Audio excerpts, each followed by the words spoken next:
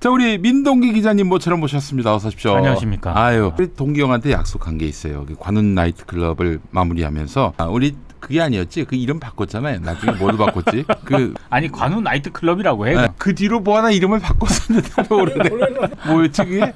프로그램 이름을 까먹었네. 내가 지은 이름인데. 그 프로그램 끝나고 나서 몇 달 뒤에 다시 시작합시다 했더니 몇 달 뒤부터 이제 국물 없는 기자. 국물 없는 기자회. 그렇지. 국물 없는 기자회. 그걸 까먹었네. 대마시안이 지급을 안 해가지고. 그럼 대마시안 지금 어떻게 됐습니까? 뭐 없어. 그쵸? 없어졌어. 지난번에 갔더니 얼음땡 이성열이가 거기 있더라고. 대마시안 그 사태 이후에 하여튼 저희가 그래서 스튜디오도 이 조그만 곳으로 옮겼고 네, 그렇게 됐어요. 빨리 회복이 돼서 또 우리 다시 그 프로그램 시작하는 날을 갈망하고 고대하겠습니다. 네. 아니 코로나 걸리셨다고 최근에? 한 보름 전에 걸렸죠. 보름 전에? 네, 보름 전에 걸려서 병원에 갔더니 이제 검사를 한번 해보라고 2줄 나오더라고요.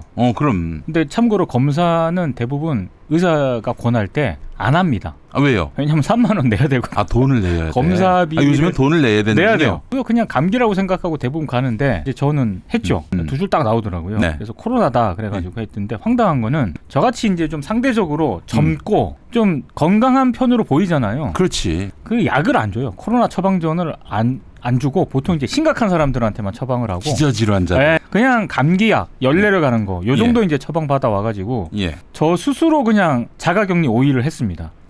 그래요? 그러니까 의사가 뭐라고 그러냐면 요즘은 자가격리가 의무가 아니기 때문에 그냥 하셔도 되고 안 하셔도 되고. 만약에 자가격리 안 하고 일하러 나가면은 옆 사람한테 옮길 수도 있잖아요. 옮길 수도 있죠. 뭐 그러든 말든. 그 상관없다는 거지. 왜냐면 권고야. 아니 근데 같이 일하는 사람이 기저질환자야. 그래서 그 코로나가 옮기면 굉장히 심각해지는 사람이야. 그래도 상관없다는 거예요? 그거는 지금 그 정부 당국에서 지침을 내려줘야 되는데 그게 이제 지침을 안 내리니까. 지침도 없고. 그렇죠. 그러니까 병원의 의사들이 그냥 알아서 이건 권고다 얘기를 하고 저 같은 경우는 아무래도 여기저기 방송을 하잖아요. 다른 사람한테도 옮길 수가 있으니까 전화를 했죠. 지금 코로나 걸렸는데 안 나가는 게 맞는 것 같다. 대충 이야기하지 않고 나가면 될 텐데 우리 동기 형은 그게 스스로에게 허용이 안 되는 거야.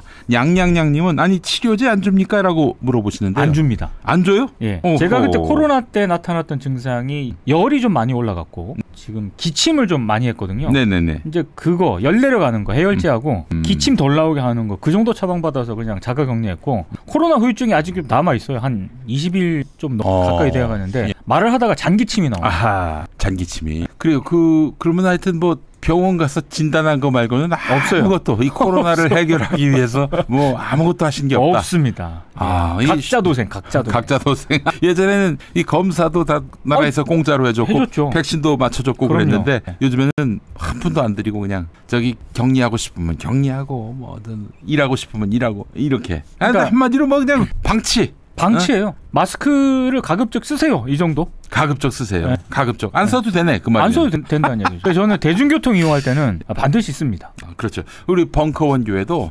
지난주부터 우리 교우 한 분이 제안을 해가지고 모두 예배 시간에 마스크를 씁니다. 이거 나라가 이런 거 신경을 안 쓰니까 우리 각자가 대비할 수밖에 없는 거예요. 제가 지나가면서 항상 지인들한테 하는 얘기 있잖아요. 그러니까 이런 정치 고관여층이나 평소에 만나는 분들 말고 이제 가끔 지인들 만날 때 우리는 지금 무정부 상태다. 무정부 상태. 알아서 살아야 된다고. 전에는 이제 부정부 상태였어요. 아니 불자 써서 부정부 상태. 이건 정부가 아니다 했는데 정부가 없어요. 정부가 없어요. 네. 무정부 상태가 됐어요. 여러분 다 대비하시고 이제 9월에 추석이 있는데 추석 때 응급실 실려갈 일은 절대 하지 말자. 맞아요. 응급실 대란이에요. 이 점 감안하시고 우리 민동기 기자님 무사히 돌아오셨는데 코로나 걸린 분들 중에 좀 기저질환자라든지 좀 상태가 심각하다 싶으신 분들은 어떡합니까? 정말 진짜 걱정이에요. 어디 가시라 이런 얘기. 그러니까요. 아니 갈 곳이 없어 지금.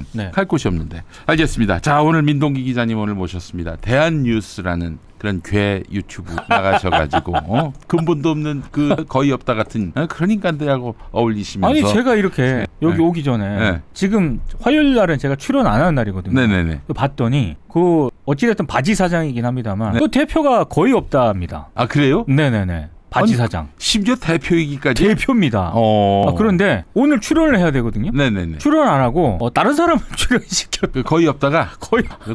자기가 대표인 회사에 대한 관심이 거의 없다. 네. 잘 되고 있습니다. 망할 징조예요. 이 대한뉴스가 망해서. 제가 그래서 11시 때 이 경쟁자를 다 무찔러야 합니다. 지금 저 정어리 TV부터 시작해가지고 지금 11시 때 경쟁자가 너무 많. 제가 그래서 여기 기다리고 있으면서 댓글을 남겼죠. 네. 대한뉴스에. 사장 어디 갔어? 난 그동안 양지열 변호사인 줄 알았더니 아니었군요. 아, 거기가 이제 실질적인 실세고 거의 없다 하는 바지 사장이. 아, 바지 사장. 알겠습니다. 바지 사장. 우리 거의 없다가 그 몸속에 털이 많다는 털이 많다. 털 많습니다. 털 많아요. 근데 거기다가 또 가짜 뉴스를 하나 더 얹었지. 젖꼭지가 8개다.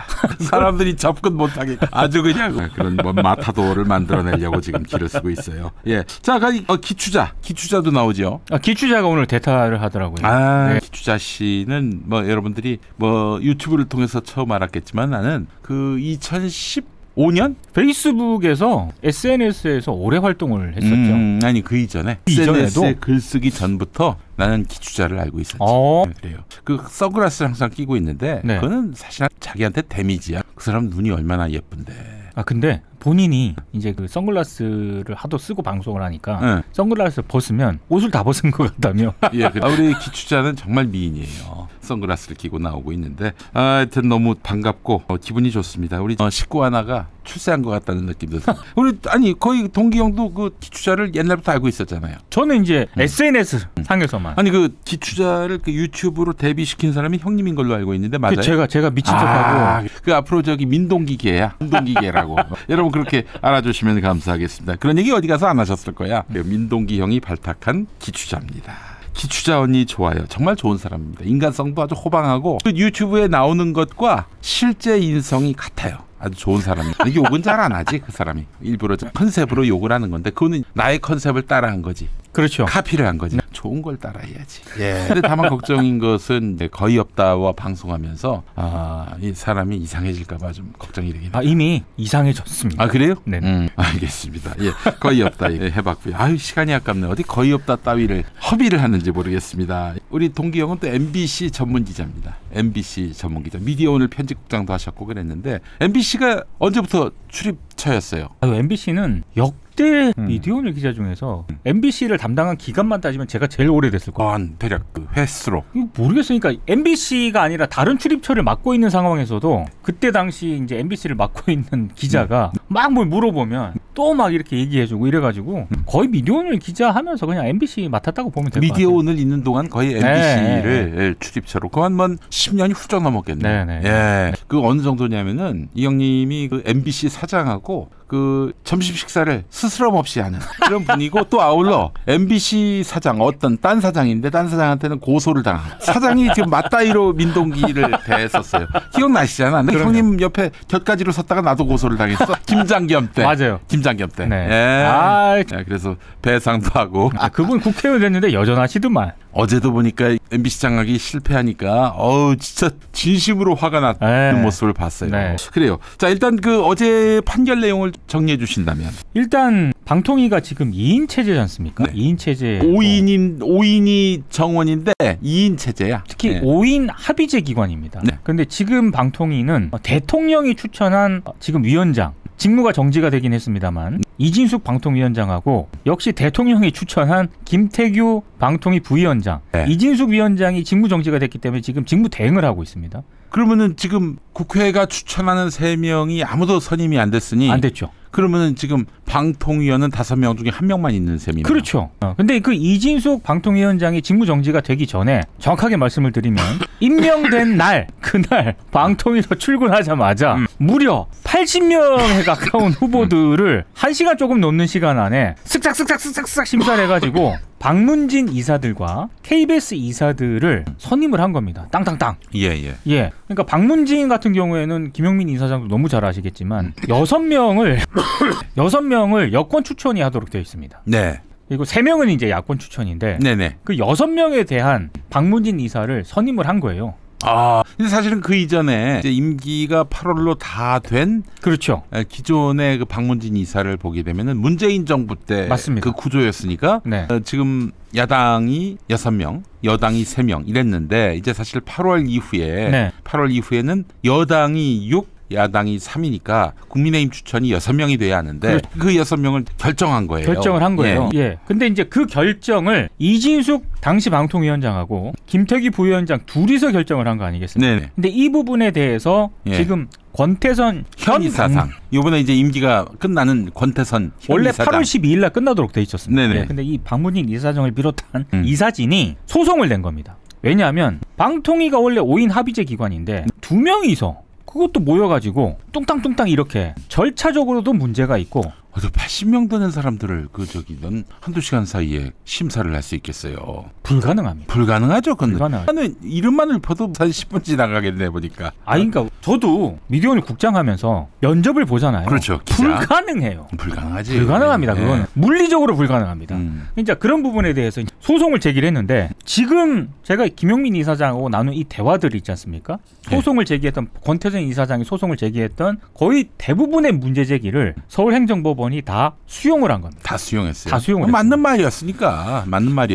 기본적으로 5명의 상임위원으로 구성된 회의를 좀 바탕으로 해야 되는데 대통령 추천 2명이서 뚱땅뚱땅 처리했기 때문에 절차적으로도 문제가 있다. 그러면은 내용적으로 사실 이 얘기를 언론들이 별로 안 하는데 방통위 쪽이 제출한 자료, 신문 결과만으로는 이게 뭐 방통위 쪽에서는 절차적 하자가 없다라고 주장을 해왔었는데 그렇게 주장하겠지. 당연히. 그게 소명이 안 된다라고만 썼어요. 근데 그 전에 중요한 내용이 있는데 그걸 언론들이 안 쓰더라고. 행정법원이 그러면 회의록, 속기록 방통위 있지 않냐? 그 결정할 때 그 내라 우리가 한번 판단해볼게. 안 냈어요. 방통위가. 여기서 끝났다고 저는 봅니다. 행정법원이 니네들이 자꾸 절차적으로 문제 없다라고 얘기를 하는데 그러면 그때 결정을 할 때 박문진 이사고 KBS 이사 결정을 할 때 회의록 속기록 있지 않냐? 하다못해 그 녹취한 거라도. 그렇죠. 그럼 우리가 보고 한번 판단해볼게. 내라. 안 냈어요. 안 냈으면 뭐. 그러니까 이제 행정법원이 그럼 니네들 주장 우리가 못 믿겠어. 이거 다 문제가 있는 거야라고 판단을 한 거죠. 그랬구나. 방통위가 제출 안 했어요. 이걸 안 쓰더라고. 방통위가 제출 안 했기 때문에 절차적으로 다 문제가 있다. 그래서 방통인 2인 체제가 심각한 문제가 있다라고 결정을 내린 게 이게 포인트라고 봅니다. 그래요.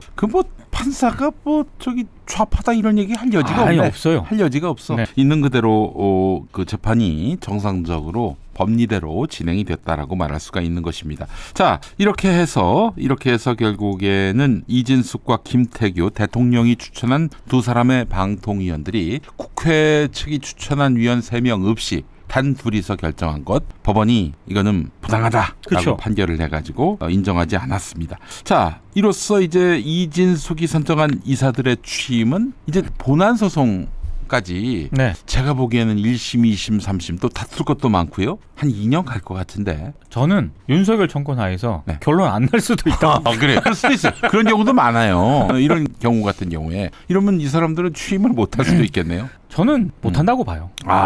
끝났다 어제. 왜냐하면 6명 일단 선임을 했는데 나 취임 못합니다. 이사로서 아직 효력 발생 안 했어요라고 결론을 냈잖아요. 그러면 기본적으로 본안소송 1심 최소한 그 1심 판단이 나와야 되잖아요. 근데 올해 내로 안 나옵니다. 올해 내로. 1심 판단은 안 나올 가능성이 높고. 올해는 못 나오지. 못 나와요. 절대로 못 나오고. 1심도 못 나와요. 1심도 못 나오고요. 그렇게 됐을 때 방통위는 아무것도 못합니다. 아무것도 못하지. 그리고 만약에 지금 국회 추천 3명이 남아있잖아요. 여당이 추천할 수 있는 게 1명, 야당이 추천할 수 있는 게 2명입니다. 이걸 만약에 한다 그래도 이진숙이 지금 직무정지잖아요. 그럼 김태규까지 포함해도 2대2예요. 2대2면 뭐 아무것도 못해요. 자기네들이 할 수 있는 다시 국회 쪽 추천해가지고 뭐 MBC를 다시 장악을 해보겠다 안 됩니다. 그리고 지금 6명이 어찌됐든 이진숙이 땅땅땅 했지 않습니까? 그러면 이 사람들은 지금 어찌됐든 본안소송 기다려야 되잖아요. 그렇죠. 그럼 이 상황을 타개를 하려면 유일한 방법은 하나 있어요. 이 6명이 자진사퇴하는 거예요.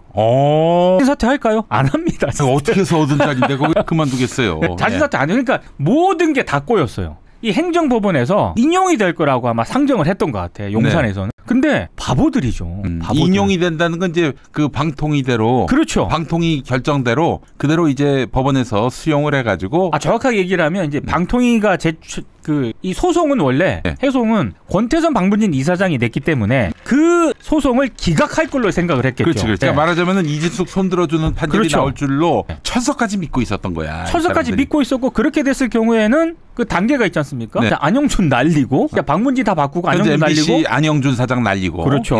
그런 다음에 이제 그 다음에 보도국에 대한 인사는 나중. 우선 사장부터 선임을 해야 되니까. 그렇죠. 사장부터 선임을 하면 그 다음부터는 자동이죠. 본부장. 사장 누가 될 것 같았어요?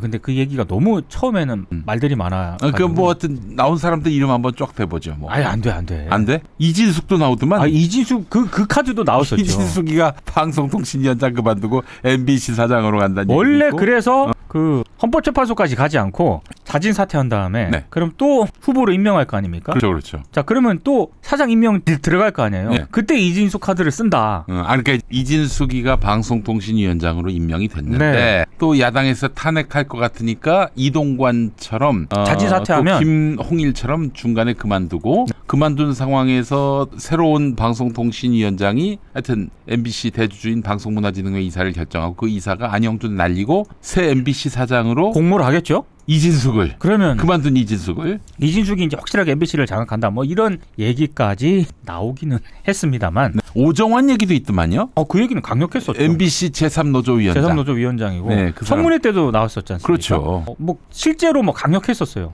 그 누굽니까? 김장겸이가 국회의원 그만두고 MBC 사장이 되니까 그럴 리는? 거기는 뭐 회전문 인사가 상식이어서 아무튼 그런 상황이었기 때문에 이 모든 게 제가 봤을 때 원래는 저건 오판일 수도 있겠다라는 생각을 언제 했냐면 이진숙 방통위원장을 자진 사퇴시키지 않고 그대로 헌법재판소 판단을 받아보겠다라고 했을 때 뭐 저거 만약에 행정법원에서 인용하면 어쩌려고 저거 다 꼬이는데 그죠. 권태선 이사장의 그 뜻 그러니까 이진숙을 한방 매기는 그쪽 손을 들어주면 이거 진짜 골치 아파지는데 그렇죠. 그 가능성을 전혀 생각을 안 한 것 같아요. 어떻게 그럴 수가 있지? 그게 궁금해. 아니 이인 체제에 대한 그 위법 부당성은 사실 5월에도 비슷한 판결이 하나 나온 게 있거든요. 아니 법원이 이 기조를 파기할 리가 없을 텐데. 제가 봤을 때 유일하게 하나 믿었던 건 YTN 그 민영화 할 때 대주주 그 승인할 때 그때 2인 체제였거든요. 그 이동관이하고 그때 2인 체제가 내린 결정에 대해서 법원이 인정을 했어요. 그래서 그거 하나 믿고 썼던 게 아닌가. 근데 뭐 그 뒤에 2인 체제에서 내린 거는 법원에서 다 뒤집혔거든요.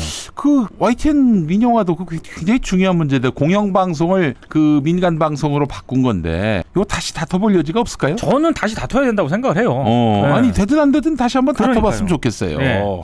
지금 그래서 그 사실 예전에 이용만 기자 등이 공정방송은 공영방송에서 매우 중요한 근로조건에 해당하기 때문에 그렇죠. 우리가 파업할 수밖에 없었다 이렇게 얘기했고 그걸 법원이 인정해 줬잖아요. 마찬가지로 공영방송 기자였는데 난데없이 민영방송이 돼버려가지고 나의 근로조건이 침해받았다 그러면서 YTN 구성원들이 이거 다시 한번 재판을 받아보면 어떨까요? 이번에 2개의 소송인데 하나로 합쳤지 않습니까? 현 방문진 이사들이 제기한 소송이 있었고 이번에 방문진 이사 지원했던 떨어진 사람들도 소송을 제기했거든요. 그렇죠. 그걸 합쳐가지고 어제 결론을 냈는데 그 떨어진 이사들 후보들이 낸 거는 기각을 했어요. 근데 기각을 했는데 그것도 이제 자세히 보도를 안 하더라고. 좀 판결문을 받아가지고 읽어봤거든요. 거기 보면은 그 기각을 했는데도 내용을 보면 2인 체제의 부당함은 거기서도 나옵니다. 다만 왜 기각을 했냐면 지금 방문진 이사장을 비롯한 이사들은 이 2인 체제에서 이제 새 방문진 이사 선임을 했지 않습니까? 그럼 이 사람들은 직접적인 피해를 받게 되거든요. 그렇지. 왜냐면 현직 이사니까. 그렇죠.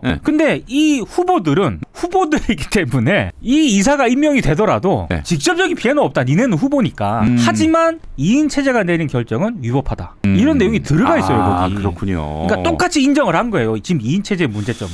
그래서 또 KBS 이사 선임 과정도 이건 2인 체제에서 결론 난 건데 이것도 다시 한번 따져보면 어떨까. 제가 봤을 때 KBS가 지금 아주 복잡할 겁니다. 왜냐하면 원래 정식대로라면 거기서도 7명 여권 추천을 선임을 했거든요. 대통령 윤석열이 사인까지 했어요. 그러면 9월 1일부터 KBS 이사회가 떠야 돼요. 근데 근데 지금 방통위 행정법원이 네. 2인 체제에서 내린 방문진 이사는 문제 있다라고 지금 결정을 했기 때문에 그럼 KBS 이사회가 그 2인 체제에서 내린 여권 추천 이사들만으로 그 중심으로 이사회를 출범을 시키면 위법적인 이사회가 출범을 하는 거기 때문에 그렇지. 이거 어떻게 해야 되나? 굉장히 고민이 많을 겁니다 지금. 그래요. 그러니까 이런 부분에 대해서도 제가 봤을 때 지금 KBS 이사들 임기 끝나는 KBS 이사들이 방문진 권태선 이사장처럼 계속 제기를 해야 된다니까.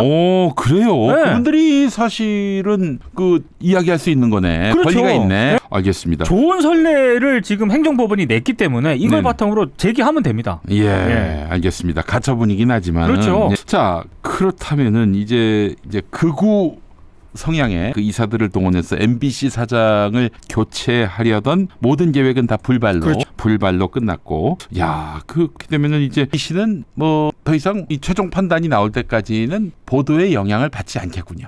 지금 기조가 그대로 갈 가능성이 많죠. 그래서 너무 다행입니다. 일단 저녁에 뉴스 아이키, 아침에 안녕하십니까 김종배입니다.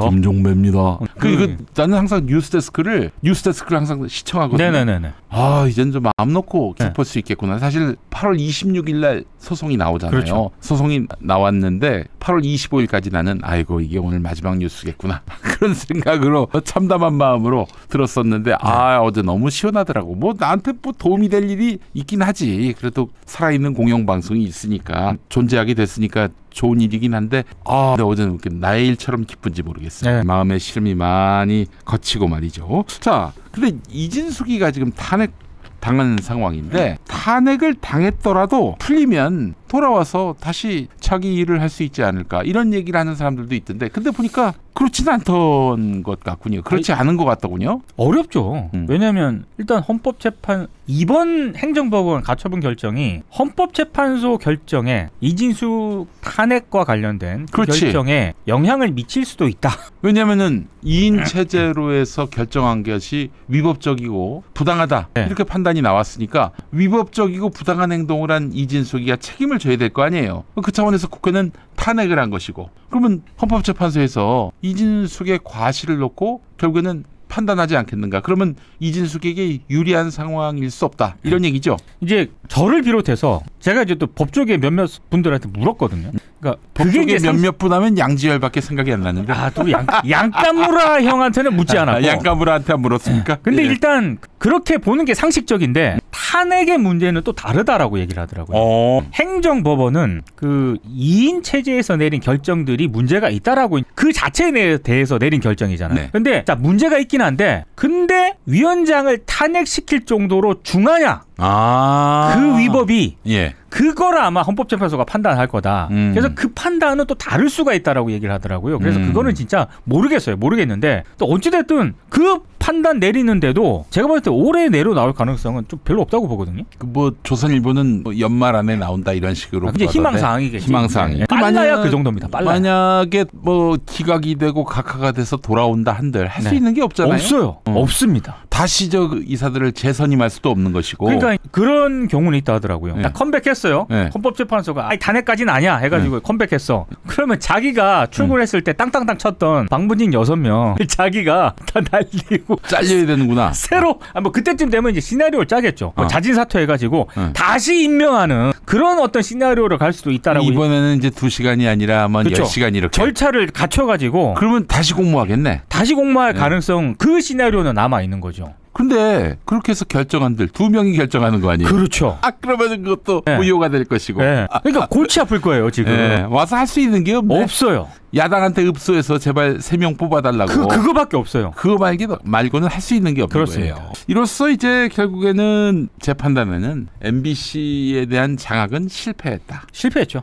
이 정권 안에 MBC를 뭐 자기들 말로는 정상화라고 얘기하지만은 그 윤석열 입맛에 맞는 방송으로 바꾸려는 모든 계획은 다 수포로 돌아갔다. 이렇게 봐도 무리는 아닐 것 같습니다. 물론 얘네들이 이러고 주저할 애들은 아니에요. 또 다른 어떤 꼼수를 막 머릿속에서 만들어내려고 하긴 하겠지만은 기본적으로 국민들이 MBC 장악을 바라지 않고 있거든요. 그렇죠. 그래서 뭐 여기서 더 수고를 해봐야 큰 의미 없다. 이런 얘기도 나오고 있는 상황인 것 같습니다. 제가 보니까 어제 그 결정을 보면서 뭐라고 이게 어찌 보면 그냥 뭐 운이 좋은 걸 수도 있고 상식적인 어떤 판사가 내린 결정일 수도 있고 여러 가지 쓸 수도 있는데 제 스스로 개인적으로 내린 결론은 야 그래도 뭔가 꿈틀하고 저항하려고 하고 그냥 당하지 않으려고 하고 이런 어떤 조직과 사람이 있는 곳은 어떤 식으로든 좀 이런 결정이 내려지는구나. 그 말씀과 함께 떠오르는 말이 최경영 기자가 한 말이 있어요. 하늘은 스스로 돕는 자를 돕는다. 이 말처럼 그렇죠.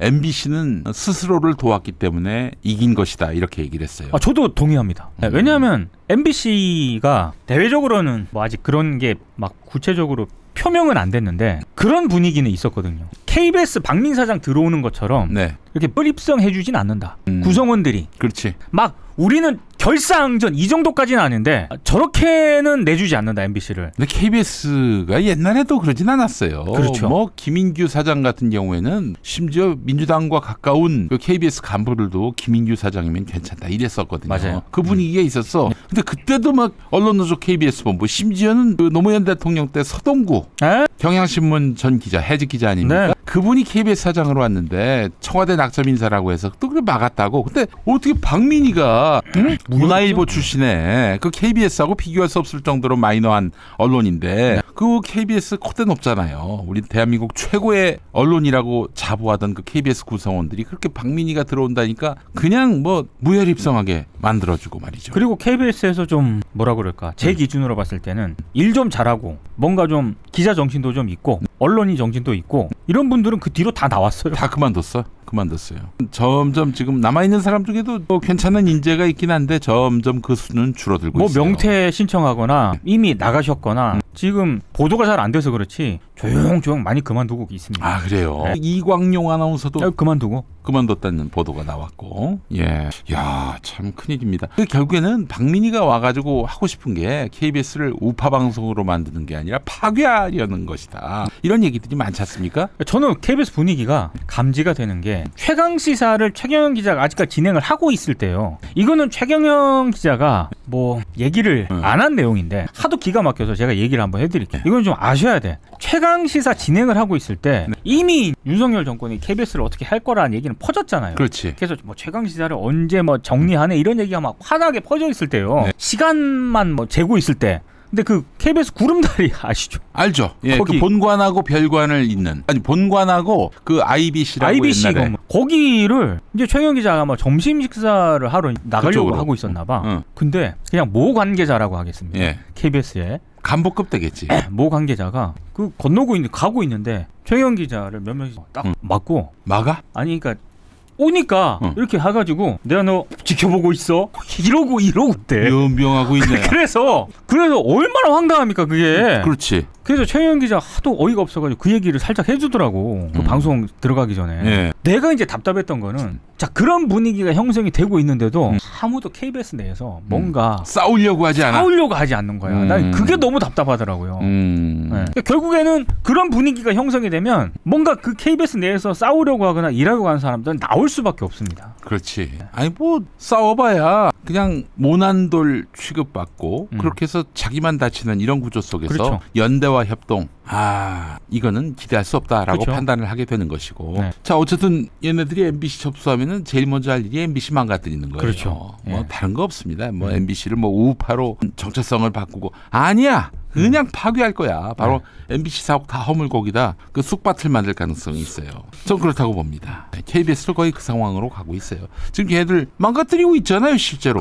뭐 명퇴를 왜 받아 갑자기 이 시점에서. 저 창의적인 아이디어로 사사를 키우고 이런 21세기에 이제 뭐 방송통신이 융합되고 더 나아가서 이제 방송의 플랫폼 자체가 더 이상 특권이 아닌 시대를 대비하는 그런 아이디어와 어떤 협동을 불러일으킬 그 시기에 명퇴라니요. 이게 KBS 망가뜨리려고 작정하는 거거든요. 그렇죠. 아니 명퇴해가지고 좋은 인재들 나가면은 그런 인재들 또 어떻게 구해? 또 그 인재들이 하루아침에 만들어지나? 뭐 5년, 10년, 15년, 20년 점점 기간이 길어지면 길수록 그 역량도 늘어나게 되고 그렇죠. 그런 건데 그 신참을 뽑아다가 뭘 기대할 수 있겠어요.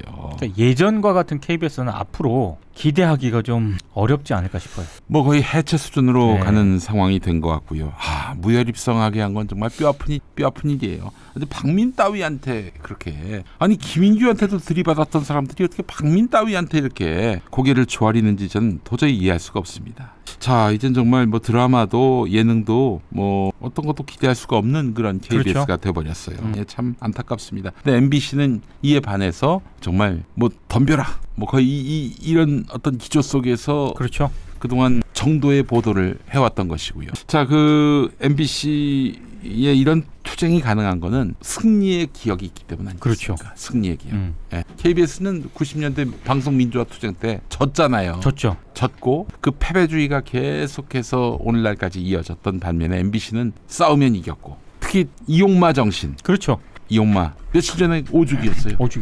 사실 이용마 기자는 저한테도 좀 영향을 많이 미쳤죠. 왜냐하면 MBC 특히 뭐 PD들은 상대적으로 그런 경향이 없는데, 기자들 같은 경우는 이를테면 뭐 황우석 파문이라든가, 그렇지. 그다음에 여러 가지 MBC의 어떤 개혁적인 어떤 그런 흐름에 반기를 들었던 그런 때도 있었어요. 그랬을 때 저는 이제 미디어오늘 기자로서 막 출입을 하고 그랬지 않습니까? 네네. 그러면 좀 배타적이죠. 상대적으로 PD 쪽에 계신 분에 비해서는 MBC 보도 기자들도 좀 그런 게 있어요. 그다음에 지금 뭐 사장 했다가 지금 카페 하고 있는 박성재 이런 전 사장도 그렇고, 솔직히 MBC 기자 소속인데도 불구하고 그런 어떤 분위기 사이드 바깥에 있었어요.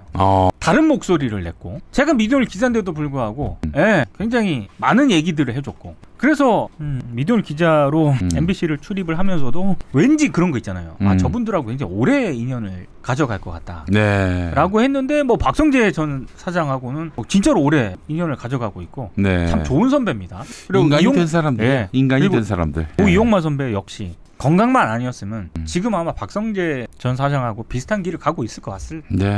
참 너무 우리에게 꼭 필요한 분이 일찍 돌아가셔서 안타깝지만, 그런 이용마 기자가 정신으로나마 상암동의 씨를 지키고 있는 그런 형국이 됐고, 이번에 박문진 이사 선임을 통해서 MBC를 망가뜨리려고 하는 자들로부터 MBC를 지켜냈어요. 그렇죠. 이용마 정신을 마음속에 새긴 그 MBC 저널리즘이 또 이들에게 굴복하지 않고 끝까지 정도를 걸어가고 있는 거, 참 우리 언론의 귀한 자산이 아닌가 하는 생각이 듭니다.